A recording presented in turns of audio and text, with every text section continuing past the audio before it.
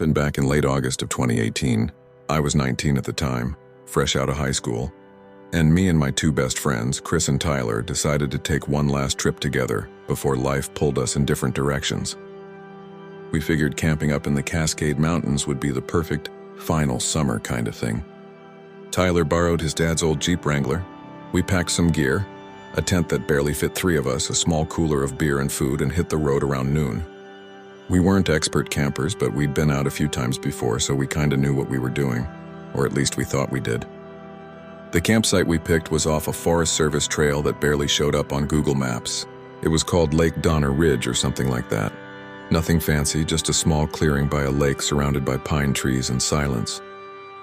We drove about 2 miles off the main road before parking and hiking the rest of the way. By the time we reached the lake, it was already getting dark. We set up the tent, got a small fire going, and cracked open a few beers. Tyler started telling ghost stories. Chris made dumb jokes, and for a while it was just perfect. Quiet, peaceful, no traffic, no phones, no stress. We went to sleep around midnight. I remember lying there half drunk, staring at the dim orange glow from the dying campfire through the tent fabric. The forest was dead quiet, no bugs, no wind, no nothing. Then I heard it. At first it sounded like branches cracking somewhere off in the woods.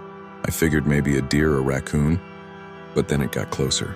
Much closer, crunch, crunch, shuffle, pause. It circled around our tent slowly. The steps were too soft for a person wearing boots, but too heavy for an animal. Then came this quiet dragging sound, like someone running their hand along the tent fabric. Chris whispered, "Yo, you hear that?" Before I could even answer, the sound stopped. The only thing I could hear now was my heartbeat pounding in my ears. Then something pressed against the wall of the tent, right by my head. The fabric stretched in like someone was pushing their palm against it. I froze. Tyler whispered from the other side, "Bro, that's not funny." I whispered back, "It's not me." The pressure lifted and we all just laid there, completely still. I could hear something breathing softly just inches away from the tent. Then came this strange clicking sound, not like a bug or animal, more like someone clicking their tongue, slow and deliberate. Click, click, click. It circled the tent again, faster this time. Then silence. After maybe a full minute, I finally reached for my flashlight. I unzipped the front of the tent just an inch and shined it out. Nothing, just mist and trees. I was about to zip it back up when I noticed something weird on the ground. Drag marks. Like someone had been crawling, pulling themselves through the dirt. Tyler sat up. "What the hell is that?"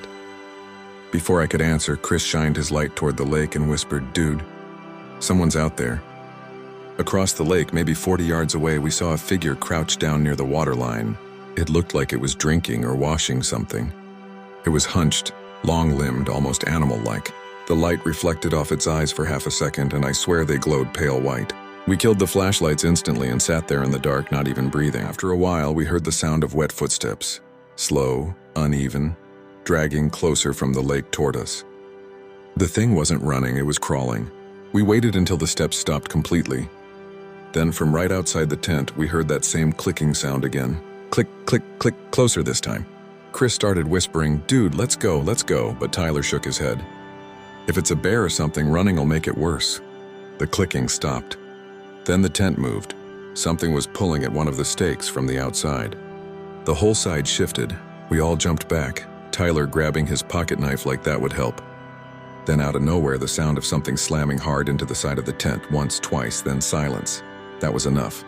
We grabbed what we could, unzipped the back flap, and bolted into the woods with our flashlights. We didn't stop running till we hit the Jeep.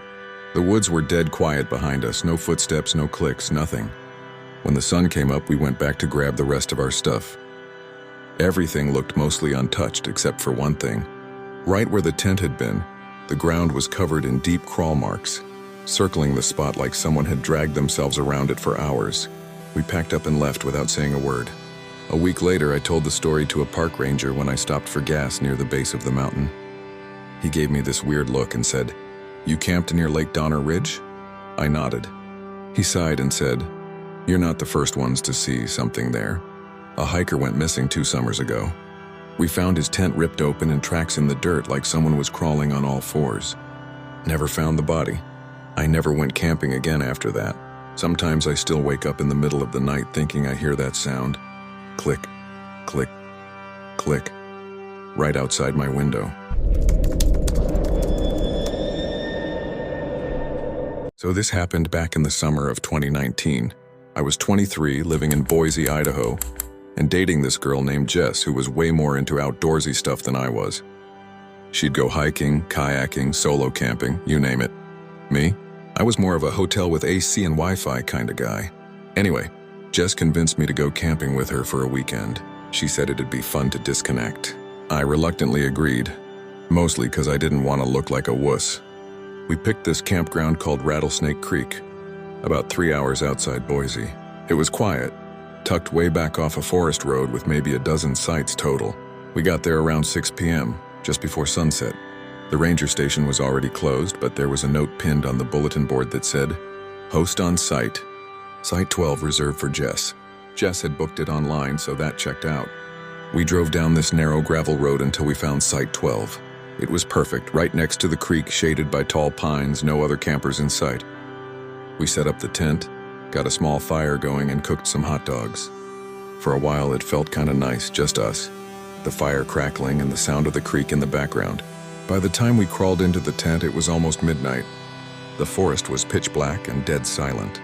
Sometime around 2 a.m., I woke up to the sound of footsteps crunching gravel outside the tent. At first, I thought Jess got up to pee, but when I rolled over, she was still asleep next to me. The footsteps got closer, slow and steady. Then I saw a beam of light sweep across the side of the tent, like a flashlight or a headlamp. I whispered, "Jess, someone's out there." She woke up instantly, eyes wide. We both sat still, watching as the light stopped directly on our tent and stayed there. Whoever it was didn't say anything. They just stood there shining the light on us. After what felt like a full minute, Jess whispered, "Maybe it's the campground host doing rounds?" I nodded, but deep down something felt off. The light moved away eventually, but I could still hear footsteps pacing around. After a minute or two, they faded into the woods. We lay there for a while, trying to go back to sleep. Then just when I thought it was over, I heard a low humming sound, like someone quietly singing. It was coming from right outside. Jess squeezed my arm. I whispered, "Who's there?" The humming stopped. A few seconds later, this raspy old man's voice said, "You folks need to keep it down out here." Jess looked at me, confused. "Keep it down? We're not even talking."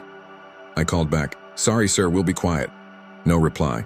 I peeked through the small mesh window of the tent and my stomach dropped. About 20 feet away, a tall man in a reflective orange vest and a wide-brimmed ranger hat stood with his back to us. He wasn't moving. He wasn't holding a flashlight anymore either, just standing dead still, facing away. I said, Everything okay?"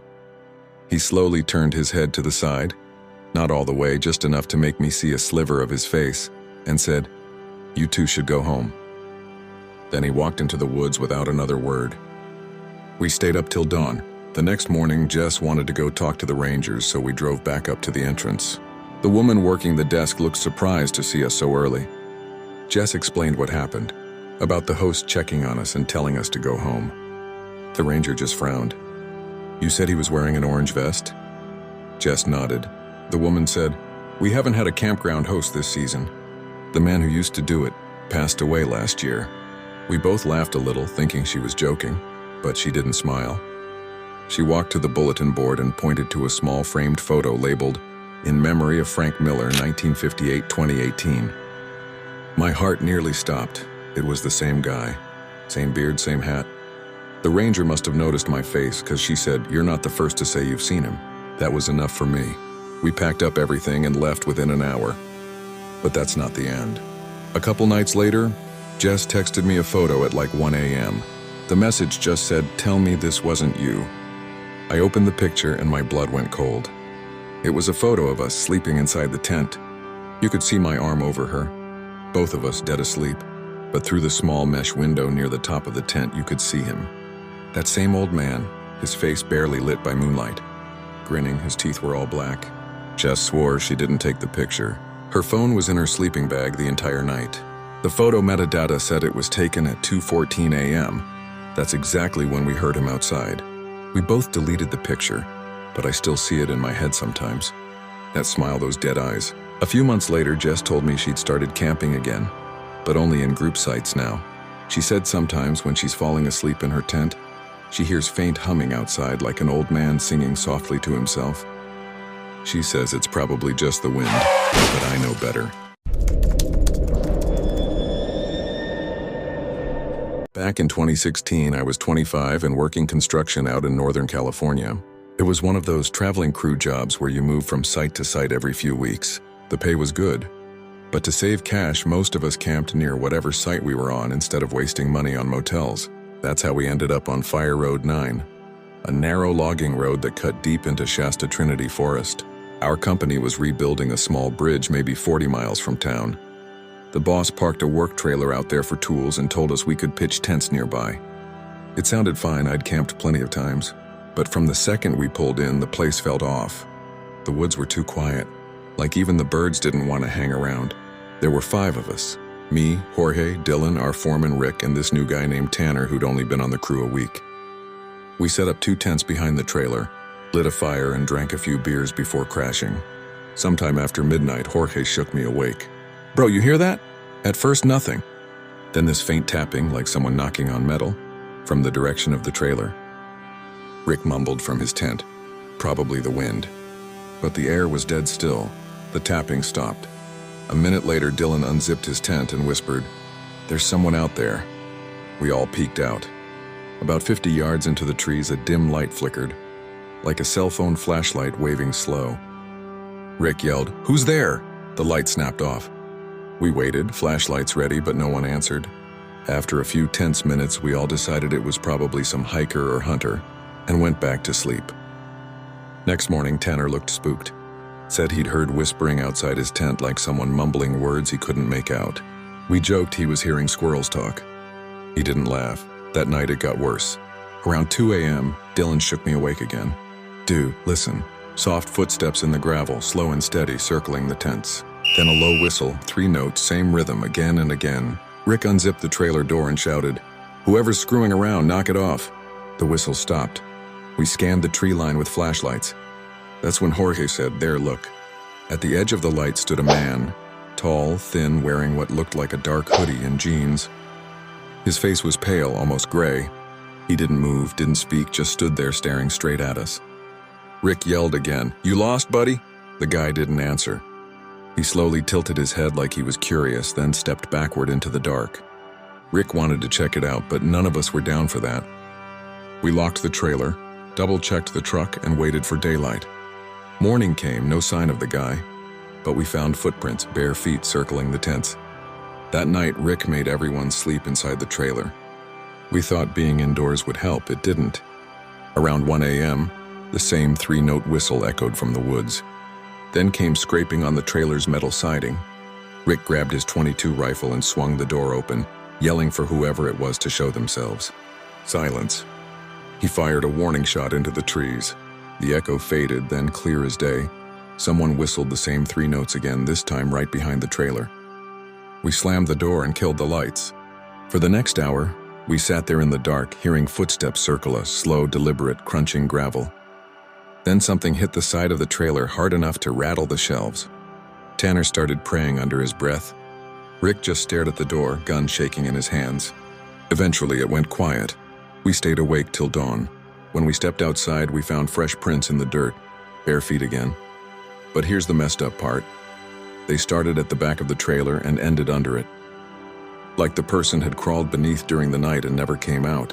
Rick got on the radio to call the county sheriff. 2 deputies showed up a few hours later, searched the woods, didn't find anything. They said there were old mining tunnels all over that area, and maybe someone was living down there. They told us to keep lights on and lock up at night. That evening, we built a massive fire, figuring light would keep whatever it was away. For a while it worked. But sometime after midnight, the fire started dying down and the forest went quiet again. Then came the whistle, 3 notes, same pitch, same slow rhythm.